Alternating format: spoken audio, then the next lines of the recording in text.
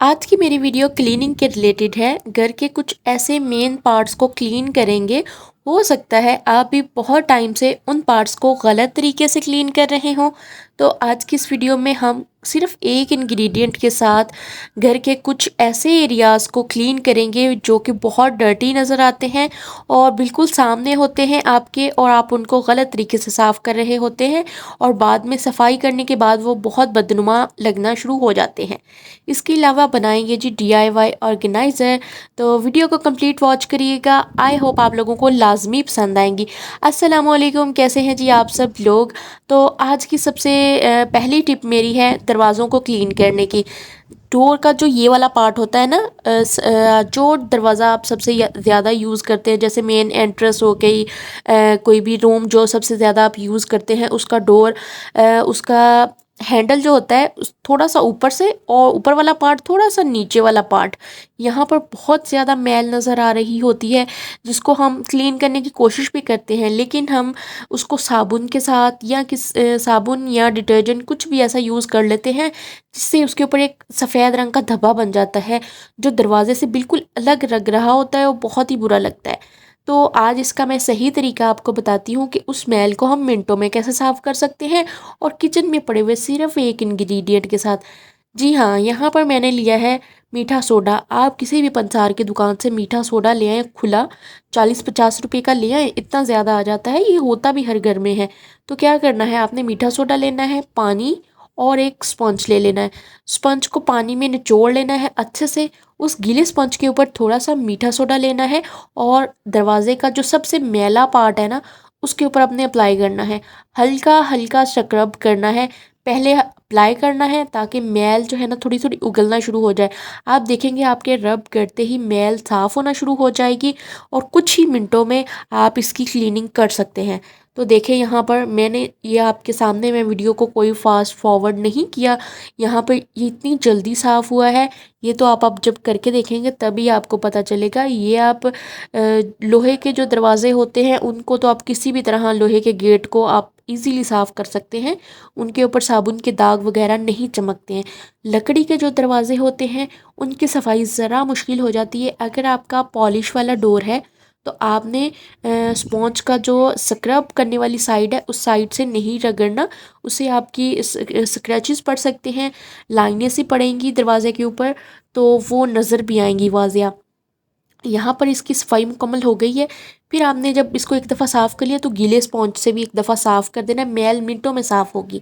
अब आज मैं करने लगी थी फ्रिज की डीप क्लीनिंग, तो सोचा इस रबर की क्लीनिंग भी मैं आपके साथ शेयर कर देती हूँ। बच्चों वाले घर में फ्रिज बहुत ज़्यादा खुलती बंद होती है, बच्चे बहुत ज़्यादा फ्रिज खोलते हैं, तो ऐसे में हमारी फ्रिज की जो रबर होती है ना वो लूज़ हो जाती है। अगर आपकी भी फ्रिज की रबर लूज़ हो गई है, इसको आप चेंज करवाने का सोच रहे हैं या चेंज करवा रहे हैं, तो उससे पहले आप इस ट्रिक को लाजमी फॉलो करिएगा। करना आपने सिंपल यही है कि फ्रिज की रबर को बाहर निकाल देना है और फिर से उसको दोबारा उसकी जगह पे फिक्स कर देना है। इससे आपकी रबर, आप देखेंगे फ़ौरन से टाइट हो जाएगी और आपके बहुत सारे पैसे भी बच जाएंगे अगर आप इसको चेंज करवाने का सोच रहे होंगे तब। तो यहाँ पर जी इसकी जो अब थोड़ी सी क्लीनिंग भी कर लेते हैं। अक्सर हम फ्रिज की सफाई तो कर लेते हैं, हमें लगता है कि अब जो फ्रिज से स्मेल आ रही थी ना वो हट जाएगी, अक्सर नहीं भी हटती। फ्रिज की सफाई होने के बाद भी अजीब सी स्मेल आती रहती है। हो सकता है वो आपके डर्टी रबर से आ रही हो।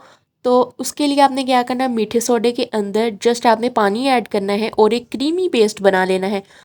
उस क्रीमी पेस्ट को आपने जहाँ जहाँ आपको मैल नज़र आ रही है ना वहाँ वहाँ अप्लाई कर देना है। जैसे ही आप अप्लाई करते रहेंगे, ब्रश के साथ रगड़ेंगे ना, तो ये बहुत अच्छे से साफ़ होना शुरू हो जाएगी। ये आपके सामने ही है, ये किस कदर गंदी हो रही थी ये रबर।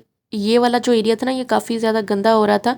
तो बस मैंने आपके सामने, कोई इसमें डिटर्जेंट, कोई क्लीनर नहीं मिलाया, आपके क्लीनर के पैसे भी बच गए। सिर्फ आपने मीठा सोडा यूज़ किया है, 1 चम्मच उसमें पानी मिला के आपने ब्रश के साथ रगड़ा है, तो ये बहुत अच्छे से क्लीन हो जाएगी। इसके बाद आपने गीला स्पॉन्ज करके इसके ऊपर फेर देना है ताकि जितना भी मीठा सोडा है वो स्पॉन्ज के ऊपर लग जाए, और खुश्क कपड़े से इसको ड्राई कर लें। और जितने भी ये पार्टिकल हैं छोटे छोटे मीठे सोडे के, इसको मेक श्योर करेंगे अच्छे से क्लीन हो जाए।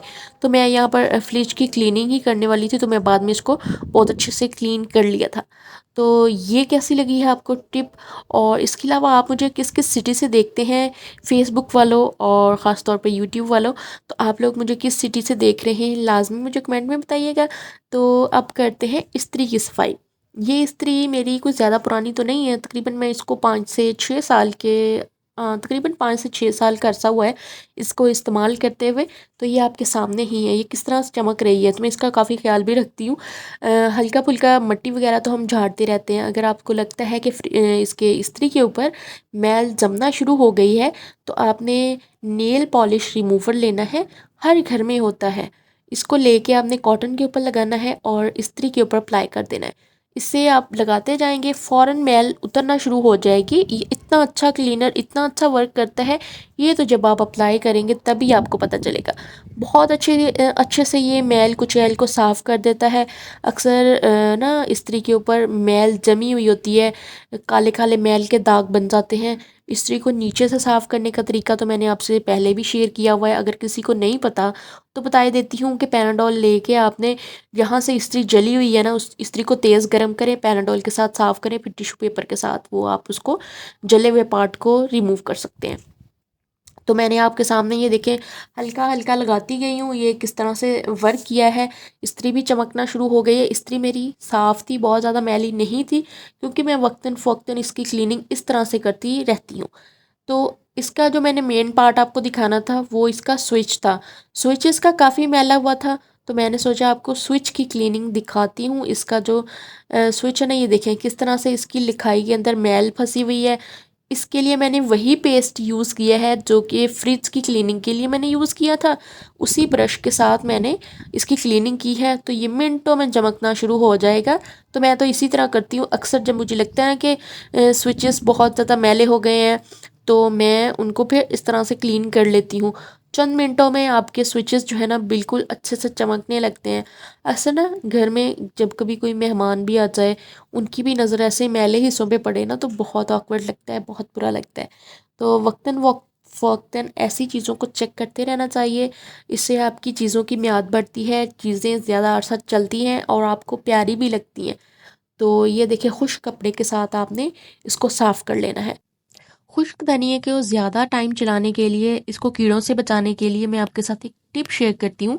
इस तरह से आपने किसी भी कंटेनर में खुश्क धनिए को डाल लेना है। ये देसी सूखा हुआ धनिया है, तो हम इस तरह से इकट्ठा ले आते हैं और फिर इसको स्टोर करने के लिए आप इसको ना धूप लाजमी लगवाया करें। कुछ ना कुछ टाइम के बाद, महीने के बाद या 15-20 दिन के बाद इसको एक बड़े से बर्तन में डाल के धूप में रखा करें। धूप अच्छे से लगवाएं। और इसके अलावा आप बड़ी इलायचियाँ 2 या 3 आपने इस कंटेनर के अंदर डाल देनी है। इससे भी कीड़े नहीं लगेंगे, आपके सूखा हुआ धनिया महफूज रहेगा। धूप लगवाने से भी कीड़े निकल जाते हैं। और अगर आपके कीड़े लग गए हैं, मतलब कीड़ा आ गया है धनिए के अंदर, तो उसको धूप लगवाएं, धूप से निकल जाएगा। उसको अच्छे से चुनें, साफ़ करें, फिर आप उसमें बड़ी इलायचियाँ डाल दें। अगर आप अभी नया फ्रेश लेके आए हैं तब भी आप डाल दें तो कीड़े से बच जाएगा। तो अगली जो हमारी टिप है, ये हम बनाएंगे DIY ऑर्गेनाइज़र स्पून होल्डर। यहाँ पर मैंने 3 जार लिए हैं, 3 डब्बे मैंने लिए हैं। इस तरह के ये स्टील के डब्बे एक ही साइज़ के लेने हैं। ये भी अक्सर बच्चों के खुश्क दूध के भी हो सकते हैं, फ्रूट कॉकटेल भी हो सकता है, या फिर जौ के दलिए के भी हो सकते हैं। मेक श्योर के साइज़ एक होना चाहिए। आप इसको मिकदार को ज़्यादा भी कर सकते हैं, अपने हिसाब से भी कर सकते हैं।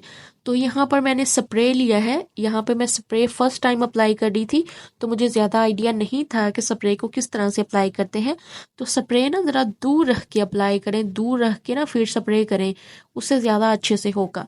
तो बस जी, आपने अपने जितने भी आपने डब्बे लिए हैं उन तमाम के ऊपर बाहर वाली साइड को भी स्प्रे से कवर करना है, अंदर वाली साइड को भी स्प्रे से कवर करना है।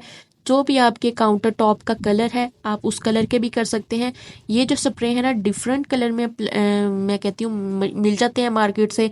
जो भी आपके किचन का कैबिनेट का कलर है आप उस कलर का भी ख़रीद के ला सकते हैं। तो ये 300 या 350 की बोतल आती है एक, और इससे आपका काफ़ी मैं कहती हूँ डब्बे कलर हो जाते हैं। डब्बों को कलर करने के लिए नहीं, और भी काफ़ी चीज़ों को कलर करने के लिए यूज़ हो सकती है। यहाँ पे जी मैंने स्टोर रूम से एक लकड़ी भी निकाल के ले आई हूँ, ये भी मेरे पास घर में पड़ी हुई थी, तो मैंने यूएचयू की मदद से इन डब्बों को इस लकड़ी के ऊपर फिक्स कर दिया है ताकि ये ज़रा और भी अच्छे लगें। और ये वाकई में बड़े अच्छे मेरे स्पून होल्डर बन गए हैं। मार्केट में बड़े ही महंगे महंगे स्पून होल्डर भी दस्तियाब हैं। अगर आपके पास ऐसे डब्बे हैं तो ज़रूर इस डीआईवाई को बना के देखिएगा। यकीनन आपके किचन में भी पड़े हुए हैं, बहुत प्यारे लगेंगे। ये बिल्कुल नहीं लगता कि ये आपने किसी डीआईवाई तरीके से बनाए होंगे। डीआईवाई की यही खूबसूरती होती है कि आप पुरानी चीज़ों को रिसाइकल करके एक न्यू लुक दे सकते हैं। और ये आप देख सकते हैं, ये वाकई में बहुत प्यारे लग रहे हैं। एक में स्पून फोक्स और एक में आप कोई भी किचन की दूसरी कटलरी वगैरह रख सकते हैं। तो यही थी मेरी आज की वीडियो, उम्मीद है जी अच्छी लगी होगी। अगर आप लोगों को वीडियो अच्छी लगती है तो प्लीज़ वीडियो को लाइक कर दिया करें, चैनल को सब्सक्राइब कर लिया करें। और फेसबुक वालों का दिल से शुक्रिया, कितने प्यारे प्यारे कमेंट्स करते हैं, मुझे पढ़ के बहुत अच्छा लगता है। इस तरह से अपना प्यार दिखाते रहिएगा। Thanks for watching. अल्लाह हाफिज़।